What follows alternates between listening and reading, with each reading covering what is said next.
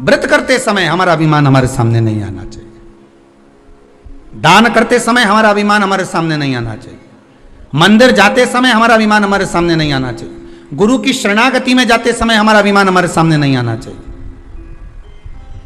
ये लोगों को कहा जाता ना, जो लोग जब बहुत बड़े बड़े मंच लगते हैं, बहुत बड़े बड़े मंच लगते हैं, तब वहां से बोला जाता है श्रीमान श्री श्री 1008 श्री 108 श्री मठाधीश श्री पीठाधीश श्री ये बहुत सारा तो उनका नाम बोला जाता है, फिर इसके बाद उनका नाम आता है, उसमें पता ही नहीं पड़ता कि नाम कब निकल गया। उन नामों में पता नहीं चल पाता कि वो नाम जो असली नाम था उनका गया कहाँ है, वो नाम चला कहाँ गया। बस यही शिव महापुराण की कथा कहती है कि अभिमान के नाम के साथ में, अहंकार के साथ में तुम्हारा कितना बड़ा उदा है, कितना बड़ा पद है, उससे मतलब नहीं होता। महाराज निर्मल मन अगर आपका है, चित्तवृत्ति आपकी मन निर्मल है, तो भगवान को पाना, उसमें औधा ना निकालना।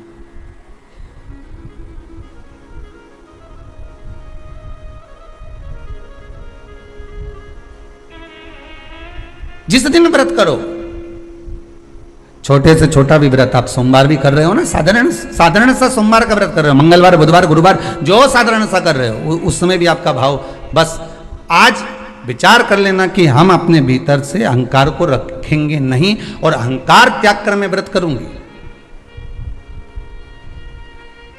अब उठाओ व्रत की किताब, जितनी भी किताब आपके पास में अपनी अलमारी में रखी हो व्रत की, अभी थोड़े दिन बाद तीज का व्रत आने वाला होगा, हरतालिका तीज, बड़ी तीज, छोटी तीज, चतुर्थी, छठ सब आएगी, सबकी किताब है तुम्हारे घर में। ऐसा नहीं है कि तुम्हारे घर में किताब नहीं हो, बड़ी चतुर हो तुम लोग, ईमानदारी की बात, क्योंकि तुम लोग जब व्रत करती हो तो पोथी पढ़ती भी हो, तो सबके घर में किताब रखी है, सत्यनारायण भगवान की भी रखी है, सबके घर में पोथी रखी है। तीज माता की किताब निकाल लेना, छठ माता की निकाल लेना, हर छठ की निकाल लेना, आप प्रदोष की निकाल, उसमें लिखा है प्रातः काल में उठकर सबसे पहले स्नान करिए, लिखा कि नहीं लिखा, उसके बाद में फिर ये काम करिए। तो उसमें लिखा है कि स्नान करो, क्या लिखा है?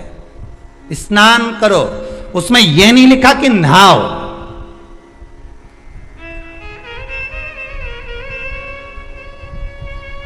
उसमें नहाने का नहीं लिखा, उसमें लिखा स्नान करिए।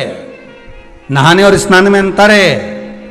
नहाने के लिए लोग बाथरूम में जाते हैं, नहाने के लिए लोग गंगा यमुना सरस्वती सरयू आदि अन्य नदियों में जाते हैं, खूब साबुन लगाया, शैम्पू भी लगाया, खूब जोरदार फेस वॉश भी लगाया, खूब नहाए। तो इसमें किताब में जो लिखा, तुम्हारे घर में भी जो किताब उसमें पढ़ना, उसमें लिखा स्नान करिए सबसे पहले। तो स्नान और नहाने में अंतर है। नहाने का मतलब है कि बाथरूम में गए, सर्फ साबुन लगाया, नहा लिए। नहाने से केवल शरीर साफ होगा, और स्नान का मतलब होता है कि किसी सदगुरु के पास बैठकर, भगवान के सामने बैठकर, एक आसन कुसा का लगाकर उस पर बैठकर भगवान का भजन कर लेना, मतलब स्नान हो गया। यह शरीर साफ नहीं करना, यह मन साफ करना, आत्मा को निर्मल करना।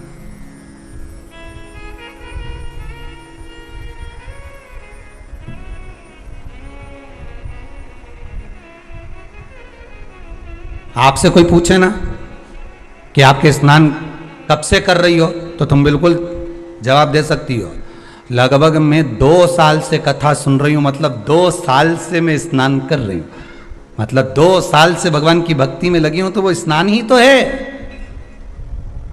भगवान की भक्ति को धारण करना स्नान ही तो है। नहाने और स्नान में अंतर है साहब। गए, बाल्टी में पानी भरा और शरीर पर डाल लिया, साबुन लगा लिया, ये केवल नहाना है, केवल नहाना। स्नान करिए। प्रदोष व्रत के अंदर लिखा हुआ है, व्रत करने वाले को ब्रह्म मुहूर्त में, प्रातः के समय में स्नान करना चाहिए। जिसके यहाँ किताब होगी पढ़ लेना, ठीक है? स्नान करना चाहिए। फिर स्नान के बाद फिर कहा, फिर भगवान का उपासना करो, कुसा का आसन लगाओ, बैठो। कुसा जानते हो सब लोग? जितने लोग आस्था चैनल पर कथा सुन रहे, कुसा जानते हो कि नहीं जानते? डाब, कुसा, कुसा का आसन।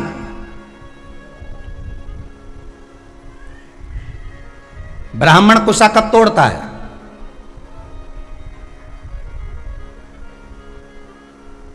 ये कुसा कब तोड़ी जाती है? केवल अमावस्या को, केवल अमावस्या। अन्य अमावस्या पर तोड़ेगा तो 1 महीने तक चलेगा।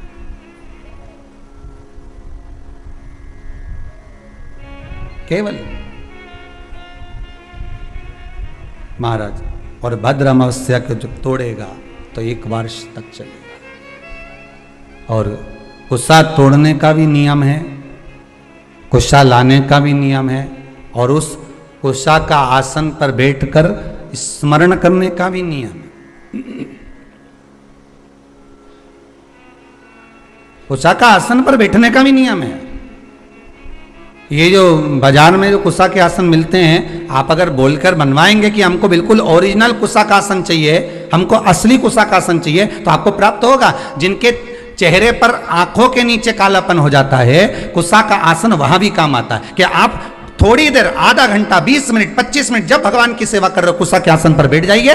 आपको किसी क्रीम की जरूरत नहीं पड़ेगी, किसी आपको पाउडर की जरूरत नहीं पड़ेगी। आप कुशा के आसन पर बैठकर भगवान का भजन करो। जितनी देर बैठ सकते हो उतनी देर कुशा के आसन पर बैठो। 4 दिन, 8 दिन, 15 दिन कर कर देखना, आंखों के नीचे से कालापन समाप्त हो जाएगा। कुशा के आसन में वो तेज बल होता है कि नेत्र की ज्योति भी बढ़ा देता है। कुशा के आसन में वो बल होता है कि आदमी के नेत्रों पर जो चश्मा चढ़ा होता है वो तक समाप्त हो जाता है। पर लोगों ने कुशा का आसन हटा हटा कर आज के जमाने में नया नया ये सब मार्केट में जोरदार जोरदार आसन आए, टंगा रे, कपड़े का आसन मिल रहा है, ऊन का आसन मिल रहा है, इसका आसन मिल रहा है, तो लोग लो मना नहीं है, पर आसन पर भी तुम कुशा का आसन लगाओ। पर कुशा के आसन पर बैठकर जो तुम अनुष्ठान करोगे, कुशा के आसन पर बैठकर जो तुम भगवान चर्चा करोगे, उसका एक बल बढ़ता है। कुशा के आसन, कुशा क्या है? जब माता जानकी जी पृथ्वी में समा रही थी, भूमि में जा रही थी, राम जी ने रोकना चाहा, रुको जानकी, रुको सीते, सीते सीते करते करते राम जी भागे, सीता को पकड़ने ही वाले थे। माता सीता पृथ्वी में जाने लगी, केवल उनके केश जानकी जी के थोड़े से हाथ में आ गए। बस वही केश ही कुशा है, भाई केश ही कुशा है।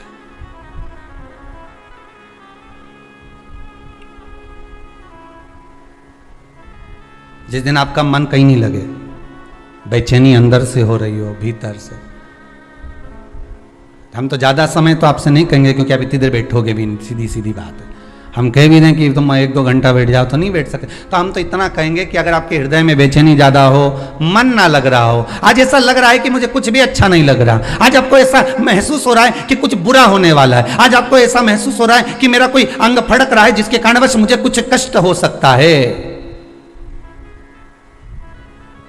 आज मुझे स्वप्न अच्छे नहीं आए हैं, आज मेरी विचारधारणा ठीक नहीं लग रही है, आज मुझे कोई घात का योग बन रहा है, मेरे ऊपर कोई ग्रह बेकार चल रहा है, इसलिए आज मेरा मन नहीं लग रहा, आज मुझे बेचैनी, आज मैं इस मार्ग से जाऊंगा और मेरे साथ में घात होगी। तो निवेदन है, कम से कम 10 मिनट से लेकर 15 मिनट के भीतर आप कुशा के आसन पर आराम से बैठिए और बैठकर भगवान का स्मरण करिए। नारायण का, शंकर का, राम का, कृष्ण का, जिसकी मर्जी पड़ जाए उसका स्मरण, तुम्हारे गुरु मंत्र का स्मरण कर लो, तुम्हारे गुरु का स्मरण कर लो, पर करो, 15 मिनट बैठकर कर लीजिए। उसके बाद आपके हृदय में जो हलचल मची हुई थी वो एकदम शांत हो जाएगी। 15 मिनट से ज्यादा में करना ही नहीं, तुम तो 15 मिनट करके देखो, और करके जरूर देखना कहीं सियोर वाला महाराज झूठ तो नहीं बोल रहा, करके देखने में अपना क्या जाए।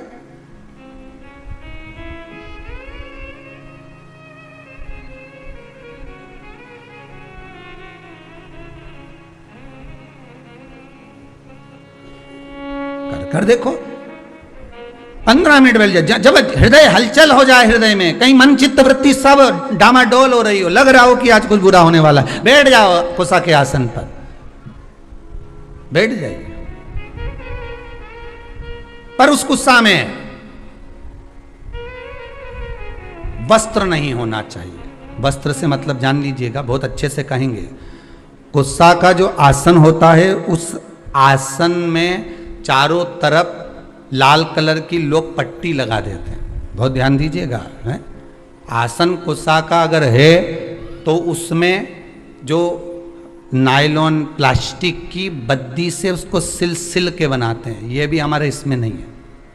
हम केवल कुशा के आसन की बात करते हैं, और कुशा का आसन अगर बना सकती है तो केवल घर की नारी ही बना सकती है। घर की नारी कैसे बनाएगी? उसको धागे से सिलती जाएगी, धागे से सिलेगी, आसन तैयार कर लेगी और उसमें कोई प्लास्टिक नहीं होगा, उसमें कोई पॉलीथीन नहीं लगी होगी, उसमें कोई पन्नी नहीं लगी होगी, केवल उसमें धागा लगा हुआ होगा, धागा, और उसमें कोई किनारी नहीं। जब तक चले चले फिर उसको सिल लीजिए। पर आसन कुसा का हो जो केवल आपकी भक्ति के लिए हो। उसको थोड़ी देर बाद आप उठा के रख दो, बैठे हो जब तक बैठो, उसके बाद उठा दो, उसको लपेट कर रख दीजिए। और होता है कहीं कहीं आपने दर्शन करा होगा, बिना किन्नौर का भी आसन आता है। आप लोगों को तो ज़्यादा मालूम होगा क्योंकि आप लोग मार्केट ज़्यादा घूमते रहते हो, तो बड़े बड़े मॉलों में जाते रहते हो, तो आप लोगों को तो ज़्यादा मालूम होगा कि कुसा का जो आसन होता है, उस कुसा के आसन की महत्वता को अगर व्यक्ति जानता है तो वो कुसा के आसन पर बैठकर भगवत भजन करेगा। कई लोग पूछते हैं महाराज जी, शंकर जी का भजन करना है तो कौन से आसन पर बैठना है, देवी जी का भजन करना है तो कौन से आसन पर बैठना है, लक्ष्मी जी को प्राप्त करना है तो कौन से आसन पर बैठना है, माला कौन सी जपना है, शंकर जी को जपना है तो कौन सी माला से जपना है, भगवान नारायण को जपना है तो कौन सी माला से जपना है, लक्ष्मी जी को जपना है तो कौन सी माला से जपना है। तो सीधा सीधा यहाँ तो शास्त्र में तो लिख दिया उन्होंने कि लाल कलर का आसन पे देवी जी की आराधना होती है, काले कलर के आसन पर शंकर की आराधना होती है, नारायण की आराधना कुसा के आसन पर होती है, तुलसी की माला से भगवान राम कृष्ण हरि का दर्शन आप स्मरण कर सकते हो, रुद्राक्ष की माला से शंकर और पार्वती का स्मरण कर सकते हो, कमल गट्टे की माला से आप लक्ष्मी का स्मरण कर सकते हो, हल्दी की माला से आप सरस्वती का स्मरण कर सकते हो। ये तो सब शास्त्रों में लिख दिया कि आप इस माला से इसको जप सकते हो,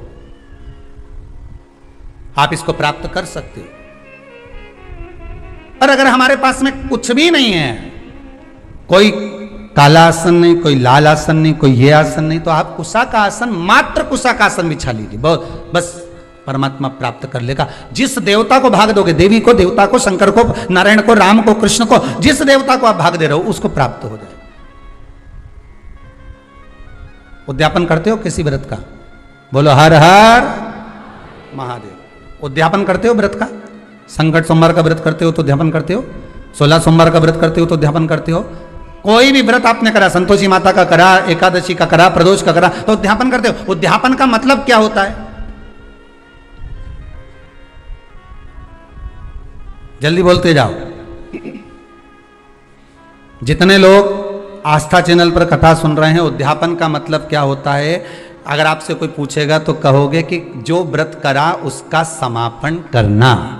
ठीक है, समापन करना मतलब कोई धार्मिक कार्य कर देना, हवन कर देना, पूजन कर देना, अभिषेक कर देना, मतलब उद्यापन हो गया।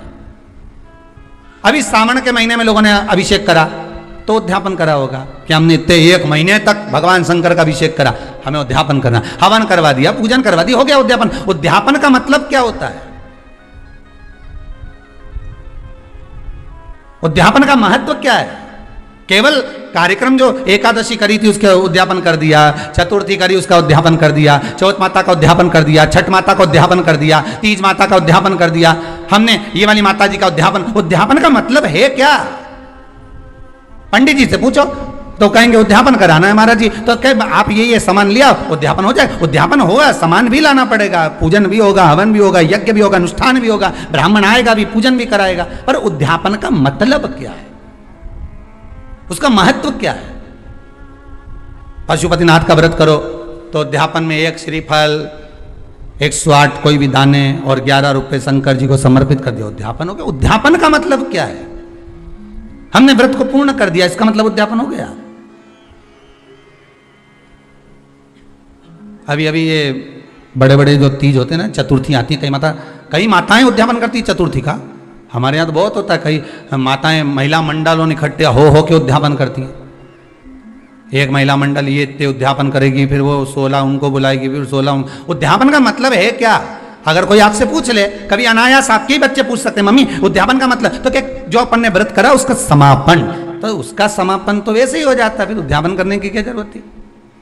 समापन का मतलब क्या होता है कि तुम एकादशी करते करते करते करते आओ, 26 एकादशी पूरी हो जाए, 27 पे छोड़ दो, हो गया उद्यापन। फिर तो उद्यापन का मतलब ये होता है, उद्यापन की महत्वता ये होती है कि आपने जो व्रत करा, इतने समय से आप एकादशी कर रहे हो, प्रदोष कर रहे हो, 16 सोमवार कर रहे हो, सोमवार का व्रत कर रहे हो, चतुर्थी का व्रत कर रहे हो, छठ का व्रत कर रहे हो, पंचमी का व्रत कर रहे हो, तीज का व्रत कर रहे हो, जो भी व्रत आप कर रहे हो उसका उद्यापन का मतलब होता है कि जो हमने व्रत करा, ये व्रत हमारा अभी इधर उधर घूमता रहा।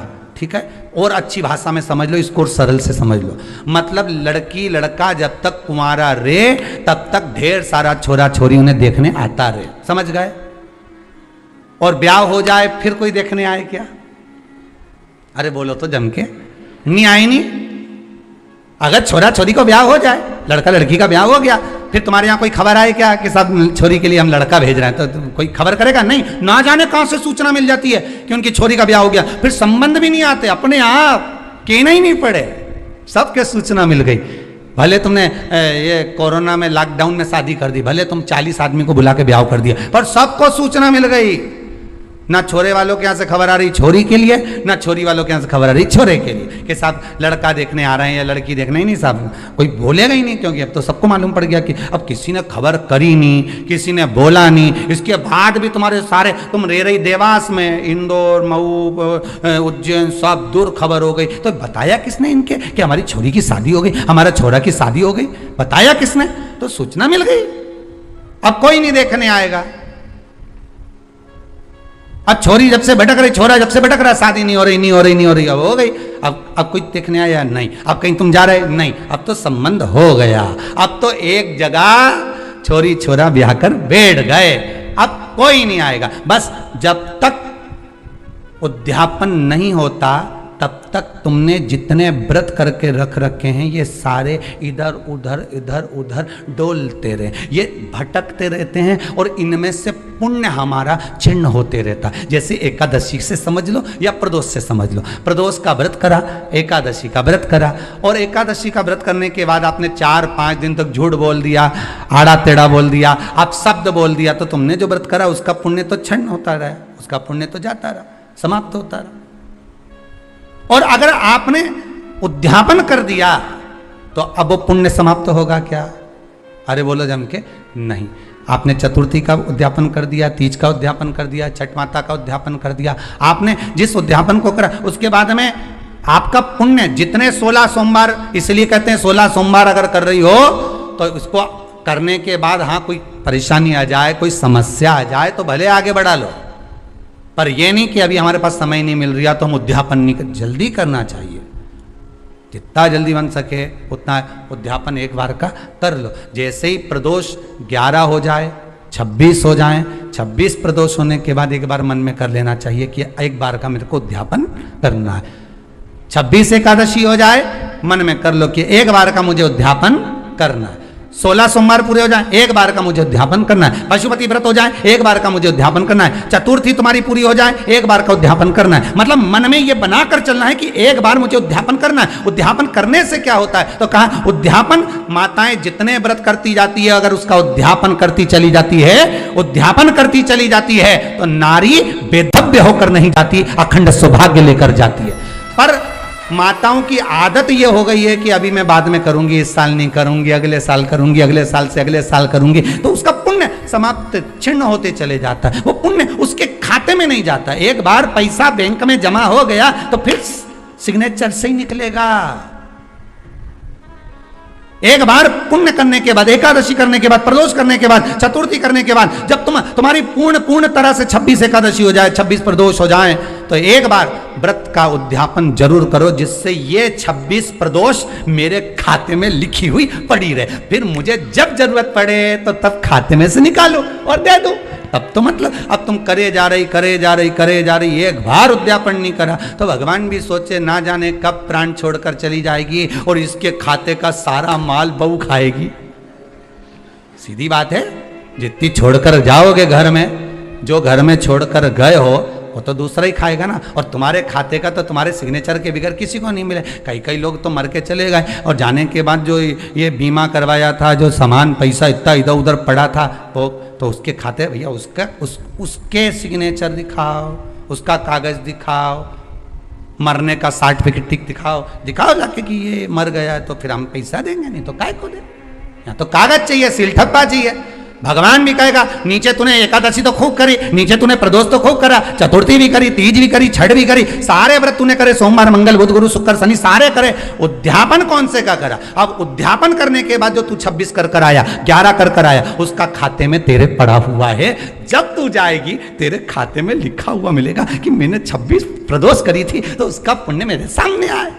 और तूने ताली बजाई जैसे राजा महाराजा ताली नहीं बजाए, ने दासी दौड़ के आ जाए, बस तू वहां जाके ऐसी ताली 3 बार बजा देना, हर हर महादेव के ने प्रदोष सामने, ने एकादशी सामने, वो सामने। और फिर वो प्रदोष माता फिर प्रदोष पूछेगी, भगवान शंकर के गण पूछेंगे, तुमने ताली बजाई, हुजूर बोलिए क्या बात है। बस ये मेरे को नरक ले जा रहे हैं, 94 तरह का नरक में डालने की बात कर रहे हैं मेरे को। मैं कौन समझ जा, बस मेरे को नरक में डालने की बात कर रहे हैं। अब बोलो। तो प्रदोष तुरंत सामने आके खड़ी हो गई, क्या बात करते हो साहब, इनने 11 प्रदोष का व्रत करा है, इनने 26 प्रदोष करी, तो कि करी तो खूब सारी, पर इसने उद्यापन एक का भी नहीं करा, तो भले नहीं करा पर व्रत तो कि सील रजिस्ट्री होगी प्लाट पे, तो मकान बनाने में दिक्कत नहीं आएगी। कब्जे की जगह पे अगर मकान बना होगा तो कभी भी सरकार खाली करा दे, तो सील लगवाओ, उद्यापन की थप्पा लगना चाहिए कि हमने इतना हमारा खाते का है। यहां तो लोग भागवत जी कराते हैं तो भी उद्यापन करते हैं, बोलो होता कि नहीं होता? 7 दिन की भागवत के बाद हवन होता है, बोलो तो होता है नहीं? शिव महापुराण के उद्यापन में शिव पुराण पूरी होती है तो अभिषेक होता है, रोज भी होता है, और आखिरी दिन बड़ा अभिषेक हो जाता है। उद्यापन तो है, भागवत पूरी होए तो लोग भंडारा करें, शिव पुराण पूरी हो तो भी लोग प्रसाद पावे। तो ये एक उद्यापन का महत्व हर जगह कि इसका पुण्य इनके खाते में जाना चाहिए, उनके खाते में पहुंचना चाहिए।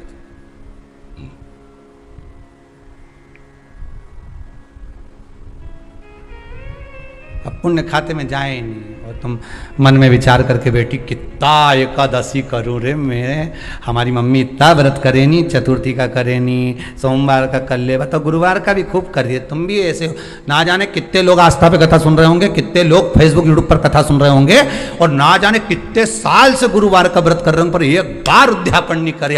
अब उद्यापन नहीं कर, ये इतना सारा गुरुवार का व्रत गया कहाँ? हम तो खूब करे, ऊपर जाते से तुम भगवान गुरु महाराज से लड़ोगे, बृहस्पति देवता से, क्यों हमारा व्रत कहाँ गया? हमने तो इतना करा था। बृहस्पति महाराज बोले करा तो था पर सिल ठप्पा नहीं लगा था, कब्जे की जगह पे बैठे थे, जा धक्का मार निकाल दिया। अगर रजिस्ट्री होती तो बात दूसरी होती। हाँ, अगर रजिस्ट्री होती तो बात दूसरी होती। कब जाकर कर बैठे हो तो फिर नहीं हो सकता।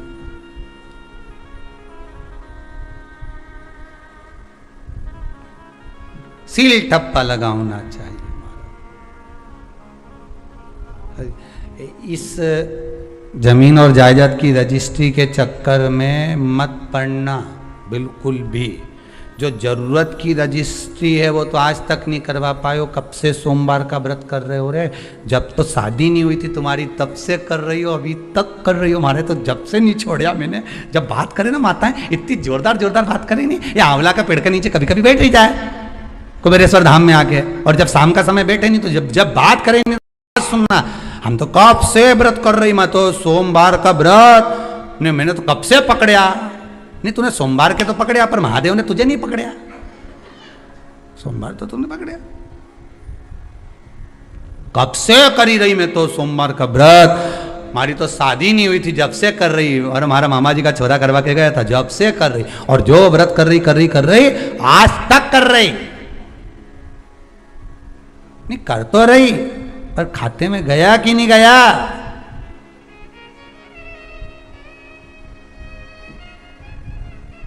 चेक तो करो कि तुमने जो विठलेश सेवा समिति को जो दक्षिणा दान दी है, मंदिर के लिए, गौशाला के लिए, वृद्धाश्रम के लिए, भोजन भंडारे के लिए तुमने अमाउंट डलवाया है, वो सही जगह पहुंचा कि नहीं पहुंचा? पहले पूछो तो फोन लगा के ऑफिस में, क्यों महाराज जी आ गया कि नहीं आया? तब वो चेक करे तो फिर मैसेज करे तुम्हारे पास में कि हाँ पहुंच गया, रसीद आ गई, हाँ पहुंच गया, तो बात। अब मालूम पड़े तुमने डाल दिया और तुमने सोमवार का व्रत कर लिया और वो खाते में ही नहीं जुड़िया, तो मतलब क्या हुआ उसका? उसका थोड़ा तो फल तुम्हारे खाते में जाएगी। जी जियो, कितनी मेहनत से करो रही तुम लोग, ईमानदारी की बात बताओ, कितनी मेहनत कर। ये भाई लोग शनिवार का व्रत कितनी मेहनत से करें, इनसे भूखा नहीं रिवाए तो भी दुकान पे निकाल निकाल के मूंगफली का दाना खा जाए, पर व्रत तो करे। भले वो किराना की दुकान में सामान निकाल के खा जाए, पर व्रत तो करे। मखाना निकाल ले, कभी बादाम निकाल ले। और लोग ग्राहक भी पूछे, आज सेठ जी क्या भूख ज्यादा लग रही? नहीं, आज हमारा व्रत है। काहे का? शनिवार का। अच्छा, इतना में तो ग्राहक भी बोल जाए, तुम्हें व्रत की क्या जरूरत है, तुम शनि से कम हो क्या? तो बोल, व्रत करो।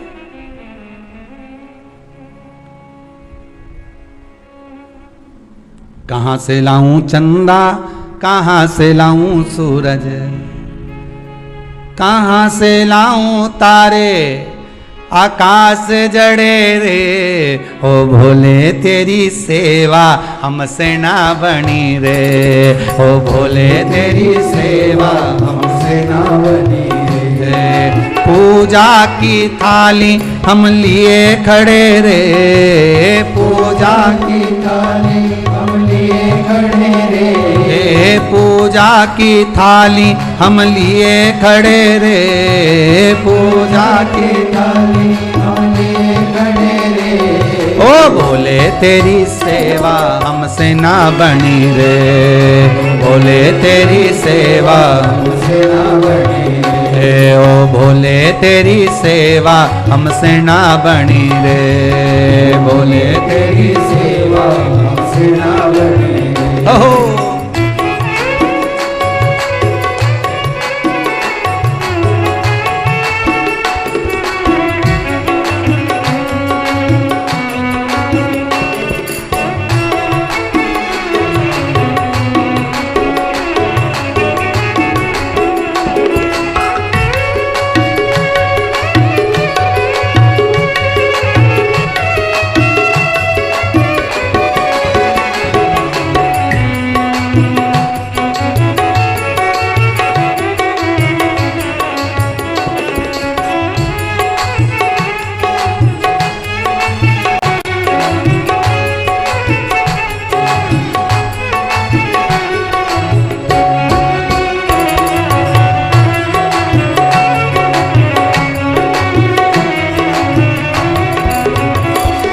कहाँ से लाऊं लड्डू, कहाँ से लाऊं पेड़ा, कहाँ से लाऊं लड्डू, कहाँ से लाऊं पेड़ा, कहाँ से लाऊं लड्डू, कहाँ से लाऊं पेड़ा, कहाँ से लाऊं लड्डू, कहाँ से लाऊं पेड़ा, कहाँ से लाऊं बर्फी वो शक्कर चढ़ी रे, कहाँ से लाऊं बर्फी वो शक्कर चढ़ी रे।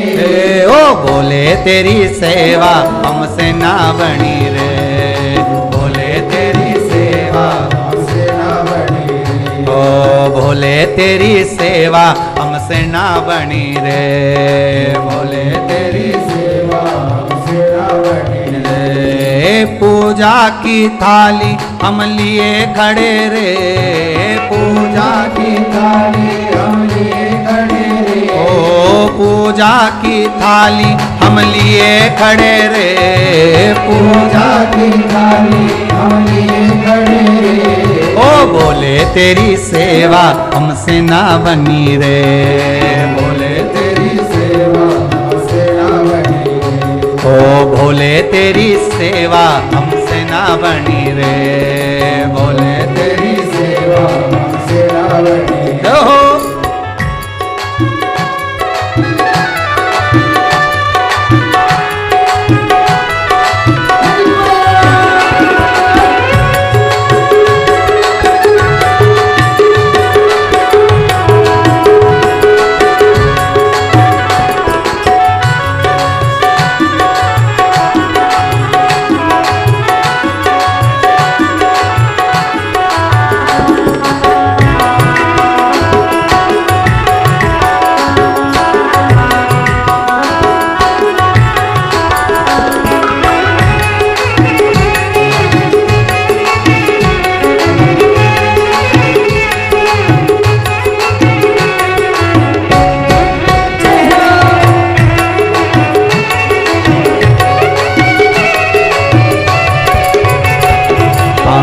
लाऊं गंगा, कहाँ से लाऊं यमुना, कहाँ से लाऊं गंगा, कहाँ से लाऊं यमुना, कहाँ से लाऊं गंगा, कहाँ से लाऊं यमुना, कहाँ से लाऊं गंगा, कहाँ से लाऊं यमुना, कहाँ से लाऊं सरयू अपार पड़ी रे, कहाँ से लाऊं सरयू अपार पड़ी रे, कहाँ से लाऊं सरयू अपार पड़ी रे, कहाँ से लाऊं सरयू अपार पड़ी रे। ओ बोले तेरी सेवा हमसे ना बनी रे, बोले तेरी सेवा हमसे ना बनी रे, बोले तेरी सेवा हमसे ना बनी रे, बोले तेरी सेवा हमसे ना बनी रे। पूजा की थाली हम लिए खड़े रे,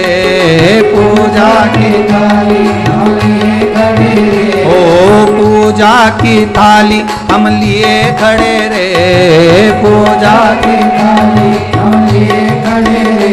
ओ बोले तेरी सेवा हमसे ना बनी रे, बोले तेरी सेवा हमसे ना बनी रे, ओ बोले तेरी सेवा हमसे ना बनी रे, बोले तेरी सेवा हमसे ना बनी रे, ओ बोले तेरी सेवा हमसे ना बनी रे, बोले तेरी सेवा हमसे ना बनी रे, ओ बोले तेरी सेवा हमसे ना बनी रे, बोले तेरी सेवा हमसे ना बनी। हर हर उद्यापन का मतलब है कि अपने व्रत को सेफ कर लेना। समझ में आया सबको? अपने व्रत को, जिस व्रत को आप कर रहे हो उसको अपने खाते में लिखवा लेना, अपने खाते में उसको जोड़ लेना। घर में पैसा तो बहुत है, धन वैभव बहुत है, तुम्हारे खाते में कितना, मूल चीज वो आती है कि तुमने भजन किया कितना, तुमने स्मरण कितना किया, जो करा सब कुछ करा, सबके लिए करा। आपने एकादशी का व्रत करा, प्रदोष का व्रत करा, आपने सोमवार का व्रत करा, सारे व्रत आपने जो करे वो करे, परंतु आपके खाते में कितने लिखेगा वो देखा जाए।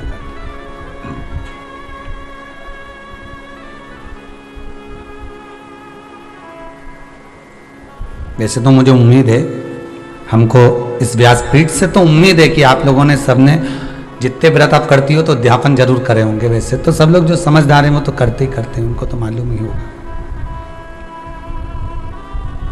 पर अगर रह गए हो, नहीं कर रहे हो, तो प्रयास करिएगा। जो भी आप व्रत 26 व्रत कोई से भी आपके जैसे पूरे अधिक मास के, हर महीने के जब व्रत पूर्ण हो जाएं तो प्रयास करा करो कि हम जो है रिटर्न व्रत, प्रयास करा करो कि हम व्रत का उद्यापन अवश्य करें।